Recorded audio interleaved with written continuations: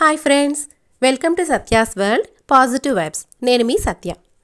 కొబ్బరితో చాలా తక్కువ ఇంగ్రీడియంట్స్తో తక్కువ టైంలో ఈజీగా ప్రిపేర్ చేసుకోగలిగే స్వీట్ ఐటెంని ఈరోజు వీడియోలో చూపిస్తున్నానండి. కమ్మటి నేతి కొబ్బరుండలు. ఈ కొబ్బరుండల్ని మనం 2 రకాలుగా ప్రిపేర్ చేసుకోవచ్చు. అదేలాగో ఈ వీడియోలో చెప్తాను.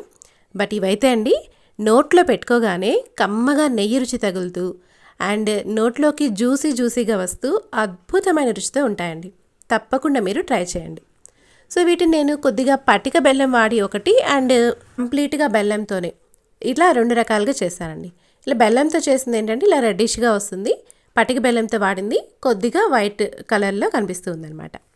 దీనికోసం ముందుగా 1 కప్పు కొబ్బరి తురుము తీసుకున్నానండి. పచ్చి కొబ్బరి తురుము అండ్ 1/2 కప్పు బెల్లం అండ్ 1/2 కప్పు పటిక బెల్లాన్ని తీసుకున్నానండి.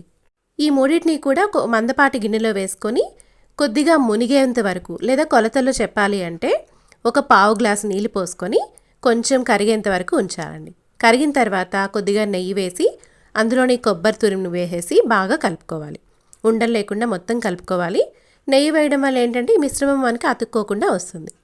ఇలా ఒక 10 మినిట్స్ అప్పుడప్పుడు తిప్పుతూ ఉండాలండి. ఇలా తిప్పిన తర్వాత ఇది గట్టి పడుతుంది. మనం కొద్దిగా చూస్తే ఆ బెల్లం రసం ఏది లేకుండా మొత్తం ఇలా గట్టి పడుతుంది అనమాట. సో ఇక్కడ మనకి ముందుగానే అంటే పాకం రాకుండానే దీనికి పాకం ఏది రావాల్సిన అవసరం లేదండి. జస్ట్ బెల్లం కరిగితే సరిపోతుంది. కరిగిన వెంటనే మనం పాకం రాకుండానే కొబ్బరి వేయడంతో కొబ్బరి మొత్తానికి కూడా ఆ పాకం పట్టి చాలా రుచిగా వస్తుందండి. సో ఇలా గట్టి పడిన తర్వాత 1 స్పూన్ మళ్ళీ నెయ్యి వేసుకుంటున్నాను. లాస్ట్లో వేయడం వల్ల ఇంకొంచెం కమ్మటి రుచి వస్తుందన్నమాట. సో ఇలా వేసిన తర్వాత దీన్ని ఒక ప్లేట్లోకి తీసుకొని గట్టిపడిన తర్వాత ప్లేట్లో తీసుకొని చల్లారి పెట్టుకోవాలి. ఇలాగే కూడా దీన్ని తినచ్చండి. దీన్ని కొబ్బరి లౌజ అంటారు. ఉండలుగా చేసుకోకుండా ఇలా తిన్నా కూడా కమ్మటి రుచితో ఉంటుంది. లేదా చల్లారిన తర్వాత మనం దీన్ని ఉండలుగా కూడా చేసుకోవచ్చు అనమాట. ఇదే మనం పూర్తి బెల్లంతో చేసుకోవాలి అంటే ఆ 1/4 కప్పు పటిక బెల్లం బదులు 1/4 కప్పు ఎక్స్ట్రా బెల్లం తీసుకుంటే సరిపోతుంది అనమాట. అదొకటే డిఫరెన్స్ అండి. రిమైనింగ్ అంతా సేమే ప్రాసెస్. ఇదేంటంటే ఇది పటిక బెల్లం వేసి చేసిందనమాట. కలర్ డిఫరెన్స్ చూసారా మీరు? అది ప్యూర్ మొత్తం బెల్లంతో వేసింది కాబట్టి కొంచెం ముదురు రంగులో ఉంది. ఇది కొంచెం లేత రంగులో ఉందన్నమాట.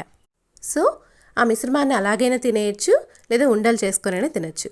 ఉండలు చేసుకుంటేనే కమ్మగా ఉంటుందండి ఇంకా రుచి. చూసారా, ఇవి కమ్మటి కొబ్బరుండలు. ఇందాక చెప్పినట్లు నోట్లో పెట్టుకోగానే కరిగిపోతూ అండ్ నెయ్యి రుచి తగులుతూ నెయ్యి వాసన వస్తూ అండ్ జ్యూసీగా బెల్లము ఆ పటిక బెల్లం రసం ఉంది కదా, అలా జ్యూసీగా నోట్లోకి వస్తూ చాలా బాగుంటుందండి. ఎస్పెషల్లీ నాకైతే ప్యూర్ బెల్లంతో చేసిన దానికంటే కొద్దిగా పటిక బెల్లం వేసుకొని చేసిన కొబ్బరుండలే చాలా టేస్టీగా అనిపించాయి, అంటే దాంతో కంపేర్ చేసినప్పుడు. సో మీరు బెల్లంతోనే చేసుకోవచ్చు, కొద్దిగా రుచి డిఫరెన్స్ ఉంటుంది అంతే. ఇలా చేసి పెట్టుకున్న కొబ్బరుండల్ని ఒక బౌల్లోకి తీసుకొని వేడివేడిగా తింటే ఇంకా చాలా బాగుంటుందండి. ఇవి నిల్వ కూడా ఉంటాయి, ఏమి చెడిపోవు, ఫ్రిడ్జ్లో పెట్టాల్సిన పని కూడా లేదు. చక్కగా 15 డేస్ నిల్వ ఉంటాయి. 15 డేస్ పైన నిల్వ ఉంటాయి. ఫ్రిడ్జ్లో కూడా పెట్టక్కర్లేదనమాట. చూసారా, కొబ్బరితో కమ్మటి కొబ్బరుండల్ని ఎంత ఈజీగా తక్కువ ఇంగ్రీడియంట్స్తో తక్కువ టైంలో ఎలా ప్రిపేర్ చేసుకున్నామో. నిజంగా రుచి చాలా అద్భుతంగా ఉంటుందండి. మీరు తిని తీరాల్సిందే. ఒకసారి మీరు తప్పకుండా ట్రై చేయండి. ఇక్కడ నేను 2 కొబ్బరుండలు మీకు డిఫరెన్స్ తెలియడం కోసం 2 ఒకే దాంట్లో పెట్టి చూపిస్తున్నాను. పటిక బెల్లంతో చేసినవి ఇవి అండ్ కంప్లీట్ బెల్లంతో చేసిన కొబ్బరుండలు ఇవి కొంచెం రెడ్డిష్గా ఉన్నవన్నమాట. పిల్లలు కూడా దీన్ని చాలా ఇష్టంగా తింటారండి. ఇందులో మనం ఉపయోగించినవన్నీ కూడా చాలా మంచివే. బెల్లం ఐరన్ కూడా చాలా మంచిది పిల్లలకి, ఎదిగే పిల్లలకి. సో పిల్లలు పెద్దలు ఎవరైనా సరే చాలా చాలా ఇష్టంగా తినే కమ్మటి కొబ్బరుండలు. ఒకసారి మీరు తప్పకుండా ట్రై చేయండి. టేస్ట్ ఎలా వచ్చిందో కమెంట్ సెషన్లో కమెంట్ చేయండి.